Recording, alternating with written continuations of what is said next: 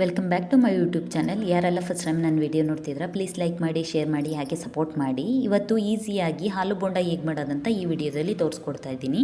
ಒಂದು ಪ್ಯಾನ್ನ ಬಿಸಿ ಮಾಡೋಕ್ಕಿಟ್ಟು ಎಣ್ಣೆ, ಸಾಸಿವೆ ಕಾಳು, ಕಡಲೆಬೇಳೆ, ಅರ್ಧ ಟೀ ಸ್ಪೂನಷ್ಟು ಜೀರಿಗೆ ಹಾಕಿ ಚೆನ್ನಾಗಿ ಚಟಪಟ ಅಂತ ಸಿಡಿಸ್ಕೋಬೇಕು. ಕಟ್ ಮಾಡಿ ಇಟ್ಕೊಂಡಿರೋ ಈರುಳ್ಳಿನ ಸೇರಿಸ್ಕೊಂಡು ಅದು ಬಣ್ಣ ಚೇಂಜ್ ಆಗೋ ತನಕ ಸ್ವಲ್ಪ ಹುರ್ಕೋಬೇಕು. ಹುರ್ಕೊಂಡು ಅದಕ್ಕೆ ಇವಾಗ ಬಣ್ಣ ಎಲ್ಲ ಚೇಂಜ್ ಆಗಿದೆ, 1/4 ಟೀ ಸ್ಪೂನಷ್ಟು ಅರಿಶಿನ ಹಾಕಿ ಸೇರಿಸ್ಕೊಂಡು ಇವಾಗ ಚೆನ್ನಾಗಿ ಅದನ್ನು ಕೂಡ ಫ್ರೈ ಮಾಡ್ಕೊಳ್ತಾ ಇದ್ದೀನಿ. ಆಲೂಗೆಡ್ಡೆ ಬೇಯಿಸಿಟ್ಕೊಂಡಿರೋದನ್ನ ಸ್ಮ್ಯಾಶ್ ಮಾಡಿ ಅದನ್ನು ಕೂಡ ಸಪ್ರೇಟಾಗಿ ಎತ್ತಿಟ್ಕೊಂಡಿದೆ, ಅದನ್ನು ಕೂಡ ಇದರೊಳಗೆ ಹಾಕಿ ಸೇರಿಸ್ಕೊಂಡು ಚೆನ್ನಾಗಿ ಫ್ರೈ ಮಾಡ್ಕೊಳ್ತಾ ಇದ್ದೀನಿ. ಅದಕ್ಕೆ ನಿಮಗೆ ರುಚಿಗೆ ತಕ್ಕಷ್ಟು ಉಪ್ಪು ಕೂಡ ಹಾಕಿ ಸೇರಿಸ್ಕೊಂಡು ಚೆನ್ನಾಗಿ ಫ್ರೈ ಮಾಡ್ಕೊಳ್ಳಿ. ಫ್ರೈ ಮಾಡಿಕೊಂಡು ಅದಕ್ಕೆ ಫೈನಲ್ ಟಚ್ ಆಗಿ ಕೊತ್ತಂಬರಿ ಸೊಪ್ಪು ಮತ್ತು ಕರ್ಬೇವಿನ ಸೊಪ್ಪು ಹಾಕಿ ಇನ್ನೊಂದು ಟೈಮು ಕೈ ಆಡಿಸ್ತಾ ಇದ್ದೀನಿ. ಈ ಥರ ಕೈ ಆಡಿಸಿದ್ರೆ ಸ್ಟಫಿಂಗ್ ರೆಡಿ ಆಗುತ್ತೆ. ಇವಾಗ ಬೋಂಡ ಮಾಡೋಕ್ಕೆ ನಮಗೆ ಕಡಲೆ ಹಸಿಟ್ಟನ್ನ ಒಂದು ಬೌಲ್ಗೆ ಹಾಕ್ಕೊಳ್ತಾ ಇದ್ದೀನಿ. ನಿಮ್ಗೆ ಎಷ್ಟು ಬೇಕೋ ಅಷ್ಟನ್ನು ಮೆಜರ್ಮೆಂಟಲ್ಲಿ ಹಾಕ್ಕೊಳ್ಳಿ. 2 ಟೇಬಲ್ ಸ್ಪೂನಷ್ಟು ಕಾರ್ನ್ಫ್ಲವರ್ ಕೂಡ ಹಾಕ್ತಾಯಿದ್ದೀನಿ.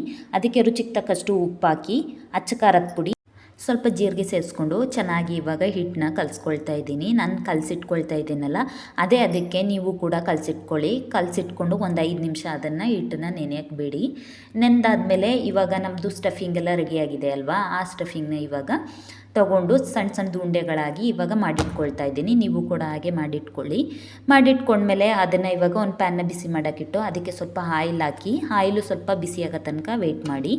ಅದಾದಮೇಲೆ ಇವಾಗ ಸ್ಟಫಿಂಗ್ ಇತ್ತಲ್ಲ ಅದಕ್ಕೆ ಕೋಟ್ ಮಾಡಿ ಆಯಿಲ್ಗೆ ಬಿಡಬೇಕು. ಅದು 2 ಕಡೆ ಬ್ರೌನಿಷ್ ಆಗೋ ತನಕ ಚೆನ್ನಾಗಿ ಅದು ಫ್ರೈ ಆಗಲಿ.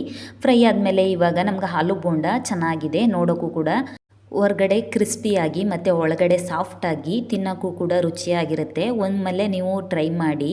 ಇಷ್ಟ ಆದರೆ ಲೈಕ್ ಮಾಡಿ, ಶೇರ್ ಮಾಡಿ, ಹಾಗೆ ಸಪೋರ್ಟ್ ಮಾಡಿ. ಸಬ್ಸ್ಕ್ರೈಬ್ ಮಾಡದೆ ನನ್ನ ವಿಡಿಯೋನ ನೋಡ್ತಾ ಇರೋರು ಪ್ಲೀಸ್ ಸಬ್ಸ್ಕ್ರೈಬ್ ಮಾಡಿ. Thank you for watching.